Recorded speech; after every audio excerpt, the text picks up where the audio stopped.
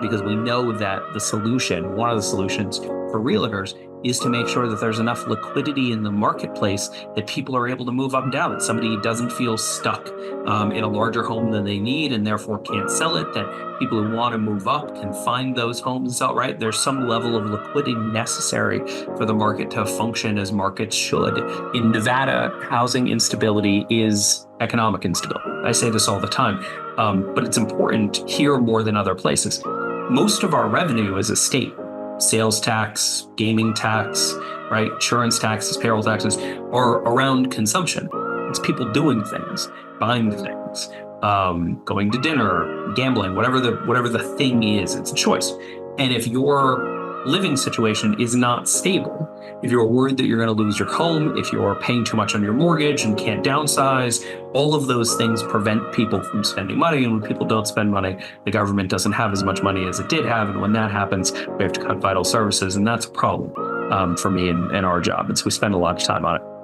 Having units in the market that people can afford, interest rates that people can take advantage of, capital and programs to help get them into homes, first-time homes, to help people sell their homes and not, run into random problems that they aren't expecting. All those things increase liquidity. Liquidity, any piece of a well-functioning housing market helps the other piece of the housing market, right? Welcome back to Nevada Realtors Today, your place for timely updates on the news and trends that matter to realtors in the Silver State.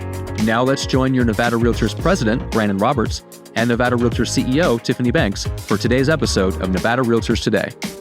We have the amazing Rocky Finseth, the president and CEO of the Carrera Group, a government affairs and lobbying firm in Nevada, joining us today with our 23rd state treasurer, Zach Conine. Rocky, I'm going to hand it over to you. Thanks, Tiff. Zach, thanks for joining us today. Really, really appreciate it. I know that you have a long history in the state of Nevada. The last 7 wonderful years as our 23rd state treasurer. Let's get right into it. And I want to tease this out a little bit. You're going to tell every realtor on this podcast today how to get free money back from the state of Nevada, aren't you? That's right, as well as how to get free wedding gifts for all the weddings that people have to attend. I love it. Absolutely great. But you have to stay tuned for that a little bit later in the podcast. Zach, again, thanks for joining us. Really appreciate it.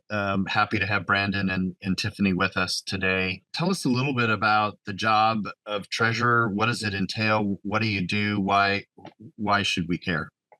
Yeah.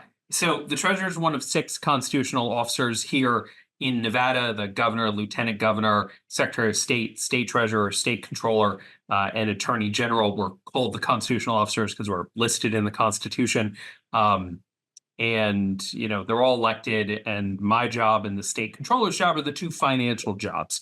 The state controller is the state's chief accountant, and I'm the state's chief investor. And so we manage all of the cash in and out of the state. So the state does billions of dollars in transactions on any given month, right? So every time you start a business, those dollars come to me. Anytime you pay your taxes, those also come to me. Anytime you register your car, thank you. That also comes to us. And Rocky, just for you and your listeners, what a lot of people don't know is that while you have to register your car once a year, we'll actually let you do it as frequently as you'd like to. So if any people online are thinking maybe they want to register their car twice a year, and they change their smoke alarm batteries, it won't help you from an extension of registration perspective, but it will give us more money.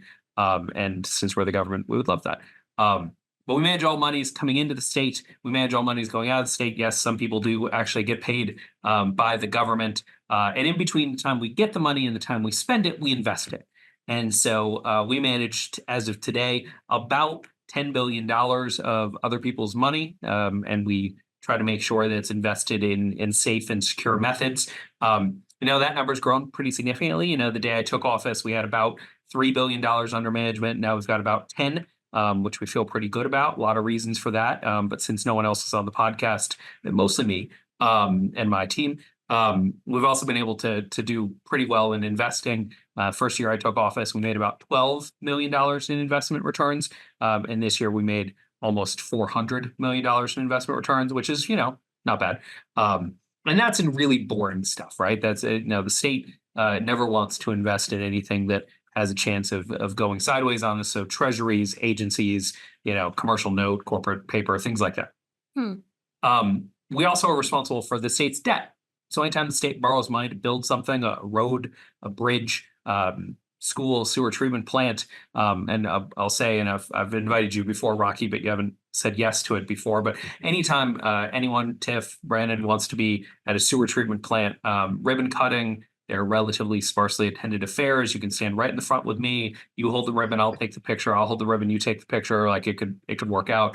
Kind of a fun event. But we issue bonds, right? So the state borrows money to the tune of about $500 million every biennium, a little bit less than that. And our office is responsible both for that transaction, but also making sure the dollars go where they're supposed to go, and the state's credit rating. And since I took office in 2019, we've increased the state's credit rating 3 times, which is great because every time, just like credit ratings work just like your credit score, right? So when you have a better credit score, important for realtors, right? Then obviously you can go and get more house and pay less in interest for that house. Same works for the government. When our credit score is better, we're able to borrow more money if we have a good reason to do so. But more importantly, we're able to pay a lot less for it. And so our interest rate, what the state pays in coupon, keeps going down. And we've actually issued bonds at the lowest debt rate in state history a number of times. And so we're proud about that. Those are the traditional treasury functions. We also do unclaimed property, which we'll talk about later, and college savings, which I'm happy to talk about, but will require me to plug our website 5 or 6 times. That's college savings front, navigate.gov. That's nvigate.gov. Do most states invest in the same manner, or do some states have like a more diverse portfolio in how they invest? Yeah, it really depends on the state. So some states manage just like we do. Some states can buy less things than we can do. We're kind of in the middle of the pack. And some states can do everything. They can buy equities and options and various other things. Our rule in Treasury, right, is sort of rule number 1 is don't lose money. Rule number 2 is don't lose money. Rule number 3 is have the liquidity to pay the bills when they come up. Rule number 4 is see rules number 1 and 2. And then rule number 5 is make money, right? And so, we want to make sure that we provide those returns, and at about $400 million, not only do we pay for our office, but we pay for a lot of other offices. We're actually the 5th or 6th, depending on how you calculate it, largest revenue stream in the state now, right? And I should say our investments team is pretty small. There are 4 of them, now 5, and so I'll call it a quarter of my time, right? So 5 and a quarter people. That's not a short joke, Rocky. That's just how much time we spend on it. And we've been able to generate really outsized investment returns, which has been great. I told my wife once that now, because we made more money in investments than the state does from the live entertainment tax, that we were now bigger than Taylor Swift, but that didn't go over super well. Exactly. You've told me this before, and I think our listeners would be super interested in this, right? You had 22 treasurers that came before you, but in your short 6 years as treasurer now, you've managed to surpass all 22 I believe from an investment standpoint. You want to tout that a little bit? Yeah. So we were excited, last year because we had made more money than any other treasurer had made during their tenure. Felt great about that. We have now surpassed making more money than every other treasurer. So if you take the first 22 folks who have held the job and their teams added up all their investment returns, we're now about 60% more than that number. And of course, that continues to grow over time. Now, that's not saying anything bad about other treasurers. They've been in different places in different markets. And obviously, investing returns require both skill, but also being in the right place at the right time and having the right amount of assets under management. What I'm really excited about is that the team of investment professionals we've put together in the Treasury is as best a team as I've seen in government. And they're just really, really good at what they do and able to take advantage of opportunities when they present themselves. Love it. Who knew? What's Zach, what's the most interesting part of your job and the most dull part of your job or boring part of your job? That's a great question. The most interesting part of, I think, any political job should be, and if it's not, you really got to kind of question why you're doing it. But the interactions you have with Nevadans or whoever you represent, finding out what is what are their hopes? What are their dreams? How can you do that, right? And we've tried to use the Treasury to be as kind of broadly focused as possible, right? We've expanded the office pretty significantly, increased the staff by about a third. By the way, we pay for all of that increased staff in about 7 hours, so we're good on an annualized basis. But we've increased staff by a bit and focused on new things, right? We're focusing on financial security as opposed to just literacy. There's a lot of conversations around financial literacy, right? How do I balance a checkbook? What's the difference between a credit card and a debit card? Should I take out a mortgage? Is school or education loans, a good deal or a bad deal, right? We've moved more into security, right? What are the things that we can do? What are the tools we can build as a state in order to allow people to actually do these things that we always talk about, right? There's a thing in government we will randomly say like, oh, you should do this, right? You should save for retirement. You should be prepared for college. But if we don't give individuals the tools they need, then it's just sort of empty words, right? We're very focused in the Treasury on doing the work. So anytime I have a chance to talk to people, either one-on-one or in forums like this or in larger groups, that's the most fulfilling part of my job because I can hear where we're doing well. I can hear where we could do better. And a lot of times we can connect people with government resources that they're already paying for, that are already there. And that's fun, right? As far as the most boring part of the gig, I don't know that there is one. I read a lot, and some of the stuff I read is a little dry. But even within the shockingly mundane, right, you can find things out. I mean, we found a investment idea in information technology security that came because I was reading a part of our offering statement on a sewer treatment bond that had something to do with one of the risk factors associated with it, and that led me down a rabbit hole, which led us down something else, which made the state a couple $100 million, right? So the in aggregate, I mean that's just sort of how the work works. But I would say occasionally having to read something that is 120 pages and denser than a bad fruitcake is probably the worst part. Brandon and I just got back from Mexico, where we love to hear the word sewer treatment because what we witnessed was people burning trash Yeah. like everywhere you went. So you actually don't even know how much you appreciate the word sewer treatment here in the US compared to what you saw. Just the side of the road, just a bunch of garbage and smoke was Yeah. pretty profound actually to see. I think, Tiffany, you make a real kind of good point there, right? Which is that sometimes when government's at its best is when you're not thinking about it, right? Right. The pro or the con, right? Our best work is when we're just sort of doing the work, and you don't have to think about the pile of trash or think about the increased taxes to pay for the way to sort it, right? If it just sort of happens, I feel like we're all a little bit better off. Absolutely. Zach, does your job have any impact, or does your job have any impact on our industry, the real estate industry, and if so, how?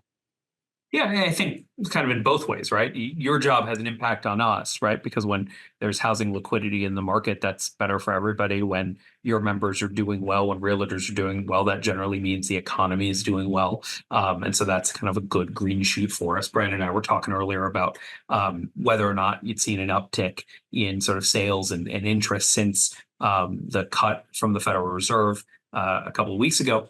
It matters to us, right? It's like a pretty big economic indicator, forward-looking indicator in the economy. From our perspective, the Treasury's leaned in a lot on housing over the last couple of years. I think when we look at sort of what are the existential crises facing Nevada, housing falls into a really interesting Venn diagram for the Treasury because one, we functionally understand it, right? Like we understand the need for more supply. We understand the things that you can do that end up maybe dealing with a symptom, but unintentionally hurting supply in the future. Like we get it, right? We know that the solution to having more people in housing is broadly having more housing, right? That sounds overly simplistic, but when you compare it to a lot of other government problems, mental health, education, right, where you could argue about which direction is actually the best direction to go for the students, there really isn't any argument. And it's bipartisan, Republican, Democrat, both candidates for president. Like everyone agrees we should be creating more supply. I like areas where the solution is evident, because then we can work towards the how as opposed to the what. What I found is a bigger fight in politics, and there's enough work to do in the how. So when it comes to our office, we've been sort of the tip of the spear on trying to make sure that we center these housing conversations on every level of government, that we involve housing when it comes to economic development, that we involve housing when it comes to our interactions with the federal government, and how we can best get the support and the land we need in order to open that up. We can sort of center housing on all of our work. And part of that was the creation of the Nevada State Infrastructure Bank, which I chair, and we created in 2021, which does a lot of things. But one of the things that it was able to do is it's bringing in a pretty significant amount of out-of-state pension capital into the state to build housing, right? Which is, again, kind of our job, is to take the core of investing, right? Is to take a little bit of something now and make it a little bit more of something else in the future, right? To save for college or retirement or a second home or a first home, whatever the thing is. And from a treasury perspective, we thought we could invest a little bit of state money, right? Hundreds of millions of dollars in housing, and that would bring in billions of dollars of other investment. And we've been right? Nevada spent about $500 million of our state and local fiscal relief dollars from the federal government, part of the American Rescue Plan Act, or ARPA. Spent $500 million of that towards housing, which was the largest amount of money spent towards housing from any state as a percentage of what they got. That money, getting back to sort of my favorite part of the job, came because we did a listening tour, right? We went around the state and we talked to Nevadans, 123 meetings over 82 days. When I originally pitched it to the governor at the time, I said 75 meetings over 75 days. It wasn't really like an under promise and over deliver thing. It was just so much demand, so many people who had ideas. And so we got 40,000 or so points of feedback on what we should do with the money. Now, some of them were a little bit more partisan than others, right? Like, hey, why don't you and the governor take some of this money, build yourself a rocket, shoot yourself into the sun. We didn't really do a lot with those, right? There were some that were like, spend more money on education. Okay, cool, zeitgeist, right? Not direction. But there were a lot that were spend money on housing. And a group called the Nevada Housing Coalition came forward with a really detailed plan. And that plan became the Homing Nevada Initiative, which we were able to help push through. And because of that, we're going to build thousands of new units, retain thousands of new units. And that helps because we know that one of the solutions for realtors, is to make sure that there's enough liquidity in the marketplace that people are able to move up and down, that somebody doesn't feel stuck in a larger home than they need and therefore can't sell it, that people who want to move up can find those homes and sell, right? There's some level of liquidity necessary for the market to function as markets should. And if we don't have that kind of base level of liquidity, you get all sorts of strange economic outcomes. Why it matters, why we care about it, I should just mention, is that in Nevada, housing instability is economic instability. I say this all the time, but it's important here more than other places. Most of our revenue as a state, sales tax, gaming tax, right, insurance taxes, payroll taxes, are around consumption. It's people doing things, buying things, going to dinner, gambling, whatever the thing is, it's a choice.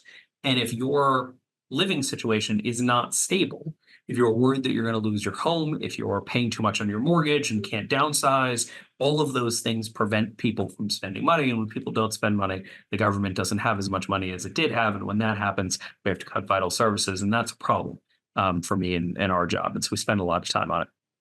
Treasurer Conan, I have a question. Does that also include when you talked about moving up and down based on the size of the house? Does that also include tenants moving from tenants to being the first time home buyers? Because that's something that we fiercely advocate for all of the time of how do we get them from going from a tenant paying rent to actually a home buyer having the opportunity for that generational wealth? Yeah, it's a great point, Tiffany. And I think you talk about generational wealth, and that's so important. The way that we pass wealth along in this country, if there's 5 ways, the easiest way, the most simple way, is through the owning of a home and the creation of that wealth, right, as opposed to paying rent over time, which still gets you the home, right, gets you the asset for in a temporary basis, but doesn't actually kind of increase your wealth overall. having units in the market that people can afford, interest rates that people can take advantage of, capital and programs to help get them into homes, first time homes to help people sell their homes and not, run into random problems that they were expecting. All those things increase liquidity. Any piece of a well-functioning housing market helps the other piece of the housing market, right? If the thing is working the way it should, if you add a unit of inventory anywhere, from a yurt to a mansion, that should help all the rest of the pricing, make it lower the pricing, make it a little bit more accessible. Most of our members don't know, as treasurer, you've really pursued some interesting and landmark programs. You've already touched on one being the State Infrastructure Bank, but talk about sort of the unclaimed property component of your job. And then secondly, and as I was thinking about this, I actually think this is a program that our members could really benefit off of. The legislature, with your help, just passed legislation last session on 401k plans. Can you expand on all of that for me, please? Yeah, for sure. So unclaimed property, let's just start here. It's the best government party trick there is, right? So often the government is coming and taking money from people. In this case, is actually the government returning money to people. So as you go through life, sometimes along the way, money gets lost. Maybe a refund for something gets sent to you, or you move from that apartment into that first home and you've got a deposit that you didn't get back, or, like maybe Rocky was sending you a check for just being great, right? And you didn't get that check. Waiting on that still. He gets it back. Yeah, no, Rocky should do more of that. I think we all agree. But eventually, right, Rocky has to legally turn that check over to the state. And the idea there, and the funds behind it, the idea there is that maybe a restaurant will be in existence for 5 or 10 or 15 years, but it won't be around forever. The state theoretically will, and to the extent that the state isn't, we have other much larger problems, and we shouldn't be worried about unclaimed property at that point, right? Because Godzilla or whatever. But the idea is that the money comes to us, and usually it's in the form of money, but sometimes it's in the form of property. I'll ask 3 people on this. Does anyone here have a safety deposit box? Any of you have safety deposit boxes? Head shaking. I feel Rocky's not admitting to having Rocky one. does, doesn't he? I do. Okay, all right. So here's the thing, Rocky. If you have a safety deposit box, God forbid you walk out the door and get hit by a meteor, right? If that safety deposit box does not have a next of kin, or they can't find your next of kin, they will turn the contents of that safety deposit box over to the state. We will catalog them. We will, if it's cash, we'll put it into sort of that account. So for you and your heir to come get, if it's, war medals or something of historical value, it's personal, we'll hold on to that forever. And if it's a valuable, like a watch or jewelry or something like that, we'll hold on to it for a period of time, then auction it off, and whatever we sell it for will become value on your account. But, and I know this isn't you, Rocky, but a lot of people put pretty weird stuff in safety deposit boxes. And it's important to know that if you have weird stuff in your safety deposit box and you have not given them a next of kin or some place for that property to go, we will get it, and we will make fun of you. I mean, not like you specifically, you shouldn't care because you're probably dead, but we will kind of like giggle at it because we get some weird stuff sometimes. And we're apparently giggling people, which I'm sure the unclaimed property department will be happy to hear.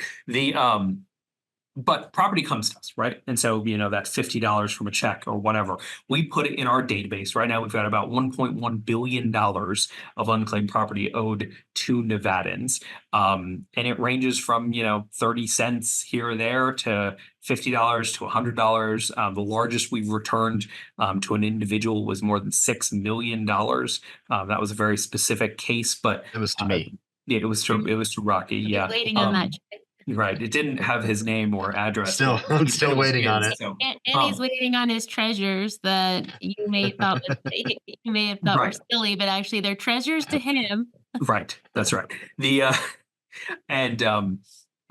that one, and important for folks to know, right? One of the ways that property can come to us is if it becomes, quote unquote, abandoned. And abandoned has different legal definitions in different contexts, but the basic gist is this. If you touch that property, if it's dollars in a savings account and you log into that savings account, that's a touch. If you call the bank to ask about it, that's a touch. If you get a statement from them that doesn't get sent back, that's a touch. But if you move and you've got, like, say, an old savings account somewhere, in the case of the $6 million fella, a 401k somewhere, and you move and they send you a statement, you never go log into it because it's got what you want in it and you're just going to let it grow. And they send you a statement and that statement gets bounced back to them. They then have a year to turn the property over to us. Right. So it is important to sign into these random accounts that you may have to keep a good map of where your dollars are and occasionally check on them for 100 reasons. But one of them is from an unclaimed property perspective. So those dollars come to us. We put them in our database. We try to get them back.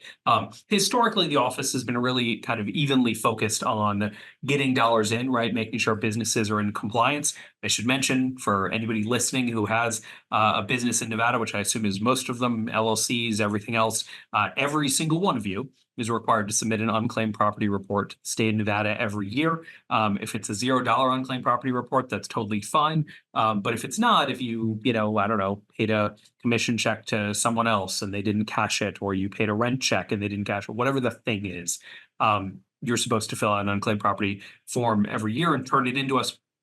Our office is here to help because we know that a lot of businesses don't know they're supposed to do that. And so you can certainly reach out and we'll help you through it.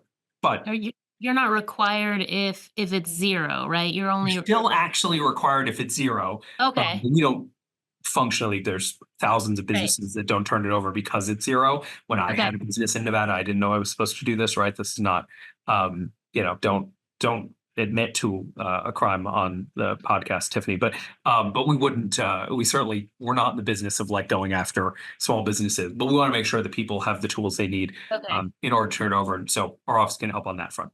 But Awesome. He was And then maybe you can asking actually for a friend. asking for a friend, right? Right. And maybe you can send a link to us so that we can make sure we get it out to our members. Yes, And for also, sure. can they check with your office if they're not sure if they filled it out? Yeah. I mean, Okay. I've generally found that people who aren't sure if they filled it out haven't filled Well, it out. maybe they have assistants. But yes, we can certainly, right. Someone else could have done it. But again, our goal is to get people in compliance, not to we're not Right. a penalty universe. But once we have it, we can return it. And in the past, they've been focused kind of on getting it in. We're really focused on returning it. This work has been going on for a while, but during the pandemic, we really ran into, as folks may remember, in, call it April of the pandemic, there were a lot of folks, it's 2020, there were a lot of people on unemployment. The state's unemployment system, which I should mention for the record, the Treasury absolutely does not touch and does not roll up to us, but it had been critically underinvested in for years and just broke. Right, broke at scale. And there were tens of thousands, hundreds of thousands of Nevadans who needed to access those dollars and couldn't. And so we looked at ways we could help. And one of the things we thought of was, well, what if we take the list of people who had filed for unemployment and the list of people who have unclaimed property, push those lists together and see if there's any synergy? Because statistically there is, right? At least one of the three of you has unclaimed property right now, and it's about 1 in every 6 Nevadans. That's true, by the way. And so we went through this process and we put it together, and we found that there was about $10 million worth of unclaimed property owed to people who had lost their jobs, who had filed for unemployment. We're excited, right? I mean, this is the beginning of the pandemic, so we're yelling into our masks, we're socially distancing, high-fived, we're really into this. And so we asked the Attorney General's office, which you do when you're doing something you haven't done before, because I frankly would do poorly in prison. Hey, can we just send these folks checks? Or positively sure it's John Smith's money. We have his information, his social security number. We have everything. We know it's his. And they're like, unclaimed property is receptive. They have to come to you and say it's their money, and then you check their work and return it. Okay. So we sent out a bunch of letters. We returned a couple of $1 million, and then we changed the law. So now if we have that sort of information, we can now return unclaimed property directly to Nevadans. And so once we changed the law, we got real excited. We're like, all right, state's got a bunch of information on individuals. Let's go to those different databases. Let's get the DMV database, voter reg database, business database, find this contact information. Let's just send some money, right? And then we ran into a standard kind of government problem, which is siloing. The systems don't talk to each other. There's some reasons for that, but most of it is because the systems are from the 80s, right? And some 90s and a little bit of the early aughts, but mostly they're just old. They don't talk to each other. And they didn't have the legal authority to give us this information for this purpose. So we changed the law again. And now we have the access that we need. And so what we're starting to do is return property to Nevadans before they even ask for it. And so through an upgrade to the system and some work with an LLM, a large language model, we're starting to be able to kind of take all that information together so that we can just return this money. Of that $1 billion, a couple of $100 million of it should be relatively easy to return. And our hope is to get it out the door. We've already sent back about $350 million since I took office, give or take. And we'd love to double that number before my time here runs out. It's really great to hear how easy it is to change the law. Well, I mean, as Rocky will tell you, it was a little bit harder than that. Okay. But luckily, We're magicians. We all make it look easy. different. We need to know companies- how the sausage is made, right? That's what you always. Yeah, well, I mean, in this case, it was basically like, hey, there's a couple of 100,000 Nevadans who we owe money to, and it's harder for them to get it back than it should be. And we found that was a pretty good bipartisan message. I'm not saying it wasn't nonsense at times, but the legislative process works when it's, something that's that kind of clear and concise. But Zach, like real quickly, right? And again, this is where it's free money that's technically owed to you. Just go to a website, type in your name, right? So it's nvup.org, .gov, excuse me. So it's 4 letters, NVUP, Nevada Unclaimed Property, 4 letters, .gov, and then you can search your name. Now, a couple of hints on that front. One, search your name and any common misspellings of your name, right? So like Tiffany, you'd want to search with an I at the end of your name. Right. Brandon, you'd want to search DEN as opposed to DON. Rocky, you'd probably also want to look at for like Boulder or Granite. Right.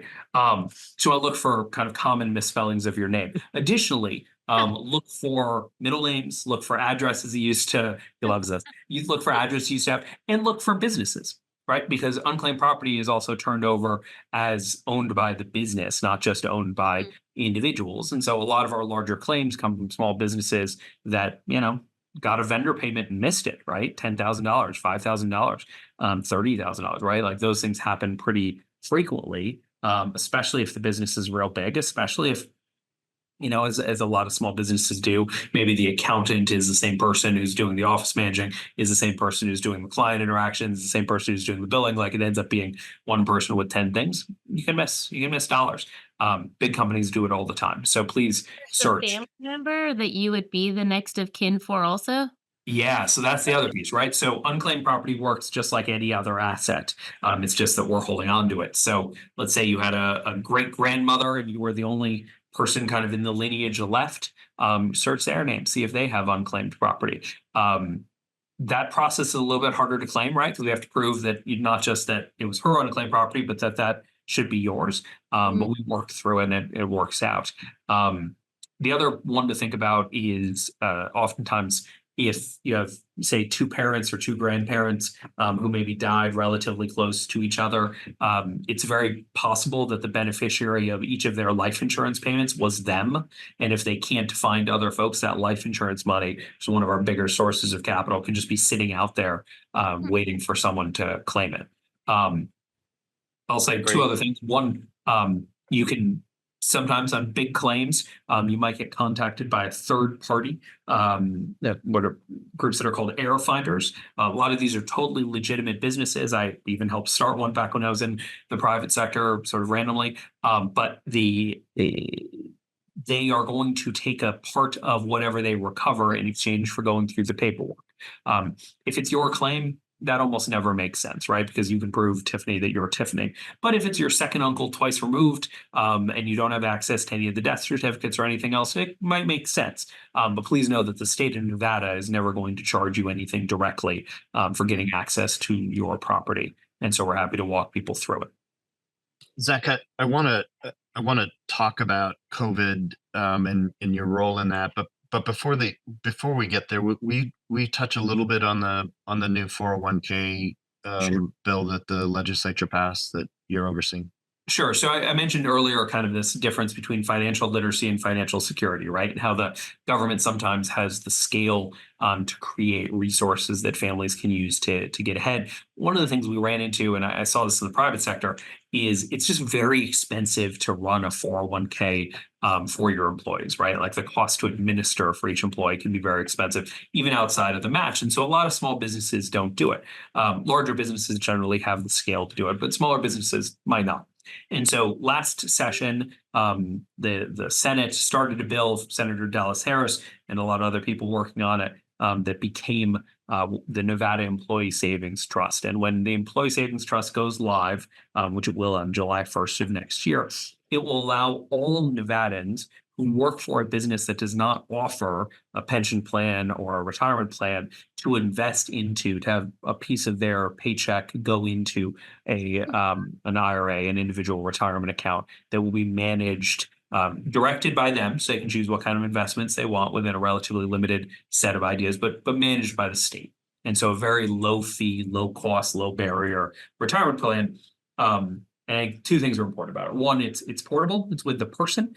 So if they move from within the state, if they move from, say, this restaurant to that restaurant to an office to back to a restaurant to a bowling alley, that retirement plan will go with them, and so they can continue contributing to it.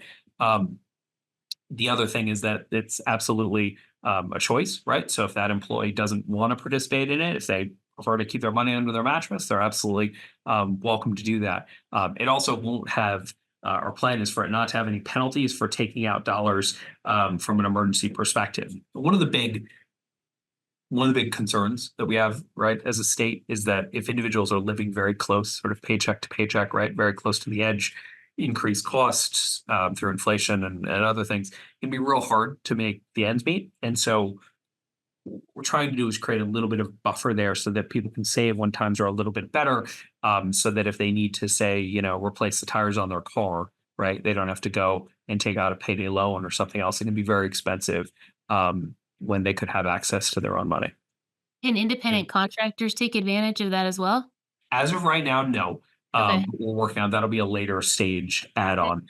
In order to keep the costs down for employers, we're working through payroll companies, right? So the major payroll companies will be sort of the folks that have to go through the integration with our office. And then from a business perspective, it should be relatively easy to do that. But we have gotten a lot of requests for independent contractors. And so sort of our phase 2 of the process is to make sure that people can have access to it.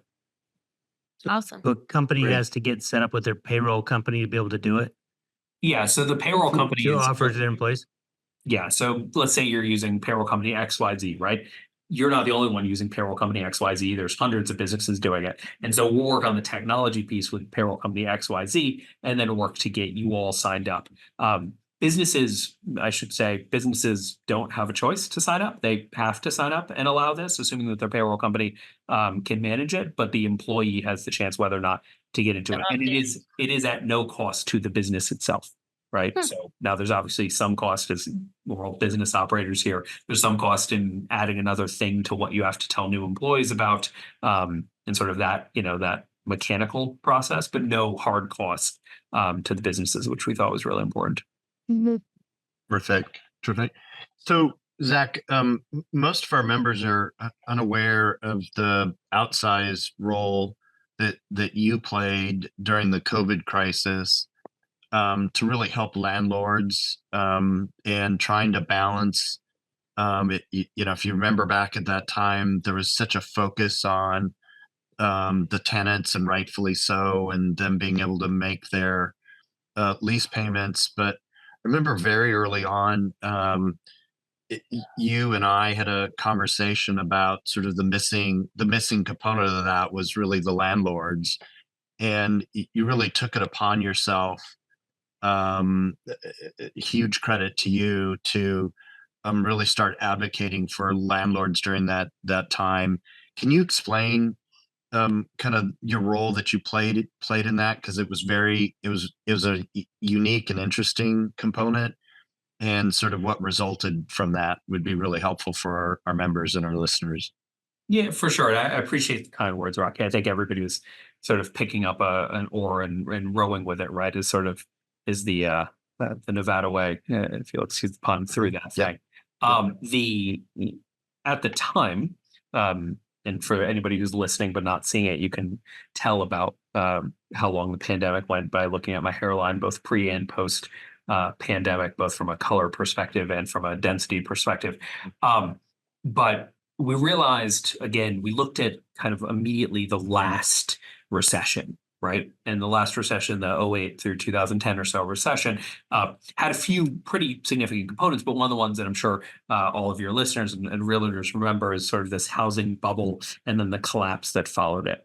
And we looked at what the causes were of that housing bubble. And one of the biggest ones was sort of banks and lenders choosing to take that asset back, choosing to foreclose, choosing to not provide relief to tenants and homeowners, and sort of take that asset back, and sort of what that glut of asset did, and sort of the leverage that was happening. Now, we knew we didn't have the same amount of institutional ownership. We knew we didn't have, we all kind of joke about right at the time where you drop your car off at a valet and the valet guy would tell you about the 7 homes he was flipping, right? Like, we didn't have that level of speculation in the market, and that was good, right, from a market stability perspective. But we also knew that people who had lost a home during the Great Recession and had gotten out and started rebuilding their credit in about 2012 needed about 7 years to get it off their report, which was 2019, and then we're about to just hit them again. Housing instability is economic instability in Nevada. And so when looking at that last recession, and I'll say broadly from a government perspective, 2 things. One, Nevada is a really small government, right? Like, the number of people working in our government compared to the number of people working in other states, even at the county levels, is real small. Our governor's office has, and this is not a Republican or Democratic talk point, it's fact, has an office that is by number of people smaller than any other governor's office in the country, not adjusted for size, just small. And so when the pandemic happened, there were a lot of people worried about making sure that people stay alive, right? And even though I am on Twitter, and many people on Twitter became epidemiologists right about the time that the pandemic started. I don't know if you remember this. There was a massive growth in I epidemiology definitely did. online. Yeah, right. We realized we had no value to add there, right? And so we started focusing on sort of the long-term economic impacts, and quickly identified, Rocky, to your point, just this absolute need to create stability in the housing market. And so I think a lot of folks were focusing on tenants, which was rightfully so, right? If you wanted people to stay home to stay safe, they need a home to stay in, right? But the second piece of that transaction, and I'm an investor, right? So there's always a bid and an ask. There's always a seller and a buyer. And so we realized that the other piece, right, the mechanical other piece, was making sure that landlords were made whole during this time period, right? This was not anyone's fault.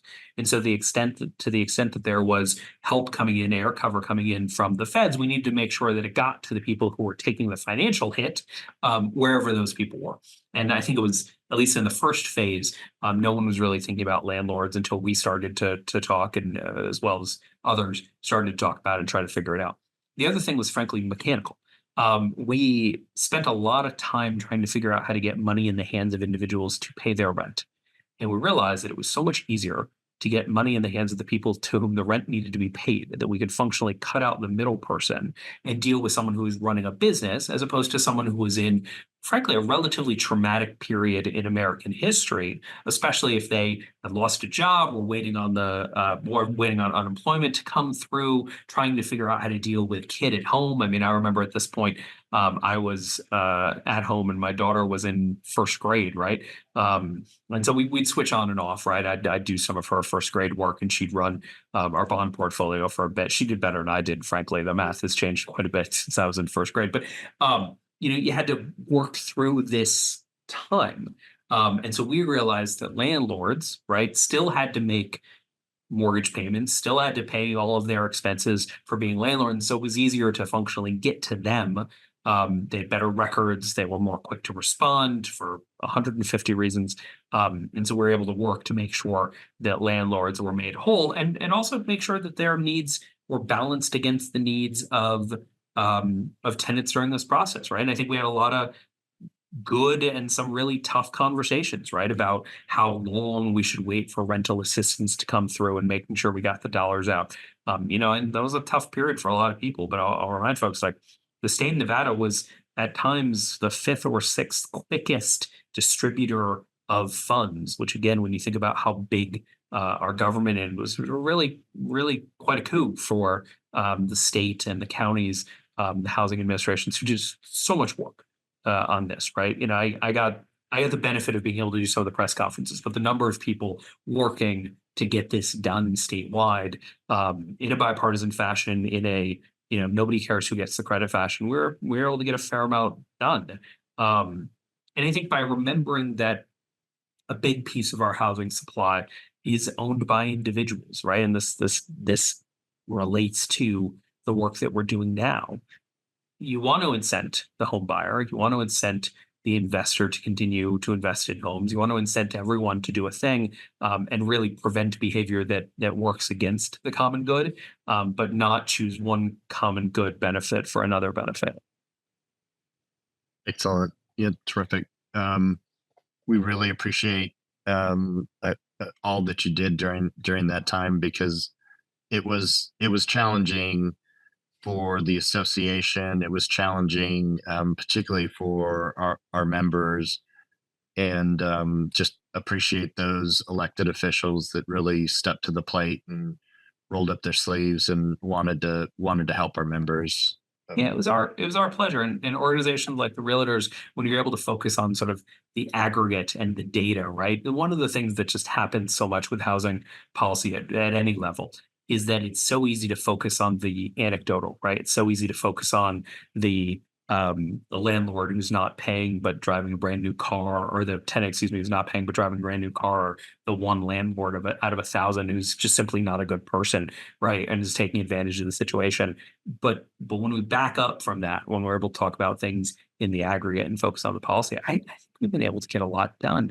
In the pandemic was a great example of how quickly and efficiently we can move when we have to move quickly and efficiently. Not that we didn't make mistakes. We made mistakes left, right, up, and down, but we tried to correct them quickly. What I most appreciate, I appreciate a lot of things about you, particularly your dry sense of humor. I've not noticed. But mostly, I think we bonded over the years because we're trying to get the policy right and the policy correct and forget about the politics, which I greatly appreciate. Yeah. As somebody told me once, the politics, that good policy is good politics, or some nonsense like that. Yeah. Exactly. And then somebody else told me that none of it really matters. So you should just try to do the work you can while you're doing the work, and then go do other work. Yeah. You too. Well, So, and we do really appreciate having that open dialogue and the ability to always have a seat at the table for these important discussions, because what we always try to include is the practitioner's perspective as well of, we don't all know what's best sometimes, but they need to tell us. But your ability to actually sit down with us and have those conversations over what's going to move our industry forward, what's going to actually move the needle, is just so critical for so many of these conversations that we need to continue to have. So thank you for that. Of course, right? I can't imagine functionally somebody in a job like mine walking into it and assuming that they already know how to do everything. That's never made a ton of sense to me as an investor, right? You're sort of always dealing in the universe of unknowns and making decisions with best available information. And so when there are experts willing to go and lend their time to work, not asking them seems, well, the sort of hubris that my mom has told me to try to avoid. Rocky, do you want to ask one more question? Yeah. Do we have time to do a little query on the political side with Yes, Zach? absolutely. Excellent. Talk to the realtors, talk to the members about the important role that they play in Carson City, in your race, in initially running for treasurer, and then your reelect 2 years ago. Just the role that they play and are involved in the political process. Look, I mean, the realtors punch above their weight, which is, basically a credit to Tiffany and Brandon and Rocky and his team in being part of these conversations. But I think it's so important people understand that the government can't focus on literally everything. Mechanically, there's a finite amount of time and a finite amount of effort. And so when there are ideas or partners who are coming to the table with actual work done, with actual data, those ideas, those policies, those opinions move to the front, right? And so the realtors have done a great job of that, both from a communication perspective, both ways, right? And communication is a two-way piece of business. We got to, Rocky and I've done this many times, right? Have a conversation where we don't fundamentally agree on where we should end up, but we agree on how we should behave to get there, right? And if you're not there, right, because there's so many groups who are just like government's bad and we shouldn't interact with it, and the more we interact with it, the worse it's going to be. I assure you, it will be worse if you don't interact with it. Doesn't mean we always get it right, but it'll certainly be worse without that input. And look, I mean, realtors are a big group, right? You have a relatively diverse membership base, some Republicans, some Democrats. I think that politically, my support historically has been some Republicans, some Democrats, right? In 22, we won big portions of Republican voters for a series of reasons, but we won big portions of Republican voters, and I expect we'll continue to do that in the future because Carson City is not, and Nevada is not as polarized on the state level as we are on the national level. There's just something about Washington that makes everybody get really focused on their team. And I think here we're focused on Nevada, right? I had a wonderful working relationship with our last governor, who's a Democrat, right? I have a good working relationship, great working relationship with our current governor, who's a Republican, right? We don't always agree on everything, but we agree on generally what's good for Nevada. And then we can figure out the best ways to execute that. Same thing with the legislature, right? We have a legislature that's run by Democrats. There are Democrats and Republicans there who have great ideas, who are willing to do the work. And generally, outside of campaign season, there isn't a ton of rocks being thrown. Most of the rocks are going to the foundation of the sort of state that we all deserve to live in. Do you want to talk about any future political aspirations? Well, I can be treasurer for about 830 or so more days. Nobody's counting though. I thought you were going to say years. Look, I mean, this is the first job I'll just tell you and your listeners. This is the first job I've ever had where I knew exactly where it was going to end. Right? Like constitutionally, that job will end on a Monday. It's not going to end on a Sunday. It won't end on a Tuesday without someone committing like crime. Right? So I know how much time we've got, and we've been able to build legitimately good things in the treasury. This Rocky mentioned the investment returns, but basically every stat that we have, we've created a new record for it, right? And so it's really important to me that carries on so the next treasurer can spend their time building whatever he or she wants to build, as opposed to trying to fix problems that we left for them, right? That's not always been the case in transitions in government, not just in the treasury, but in other places. It's really, really, really important for me that we, kind of clean up after ourselves, make sure that the work that we started gets done, and then they can build whatever they want to build and create whatever records they can create. So we're spending a lot of time on that. If that work works, right? And if there's an opportunity for us to keep serving the state, we'll certainly take it. But as every time I talk to you all and other people in the private sector, I'm reminded of just how lovely the private sector can be occasionally. And I would not have to swallow as many Twitter jokes as I make right now. So, you take your pros, take your cons. Time will tell what's next for you. Indeed. But we appreciate both your help and the help of everybody else as we go through that process. I think the most interesting thing about politics is that generally, to a point, you get rewarded for doing good work the right way. I know that there's some level of government where, I expect both Vice President Harris and former President Trump, when they do good work, it's appreciated by the same people who appreciate them when they do bad work, right? But at least at the Treasury level, we think it's a little bit more merit-based, and that's certainly the place I like to live. Well, we really, really, really, again, appreciate this relationship. We know what a phenomenal job Rocky and Career in Nevada do for our realtors and many other industries. They're just phenomenal lobbyists, and you know how grateful we are for your expertise in this space. And I think you're absolutely right. For us, we just want to do things the right way. We don't care essentially how they get done as long as we're doing it for in the best interest for our members, for the consumers, and moving our industry in Nevada forward. And so we really appreciate the partnerships that we have, and we look forward to following your journey. And we know to advise everybody listening to go to the website that you mentioned a couple of times. Make sure Yep. to claim your unclaimed property or see if you could be next of kin for someone. I know how everybody's spending their afternoon. Well, and I will say when they go to nvup.gov, nvup.gov, and search, you should also, I mentioned this earlier, a couple of years ago, I stopped bringing wedding gifts to weddings. I would just search for members of the wedding family and put it in a real nice box, with a nice bow, just fold it up their unclaimed property form. So it's a great way to save money on gifts. Nevada Day is coming up if you celebrate. And so there's a good opportunity there for gifts or Christmas or Hanukkah. If you do bring it to weddings, I will tell you it's sort of a two-pronged victory. One, you save money on wedding gifts. Two, you get invited to less weddings. And I think we can all look at that as a benefit.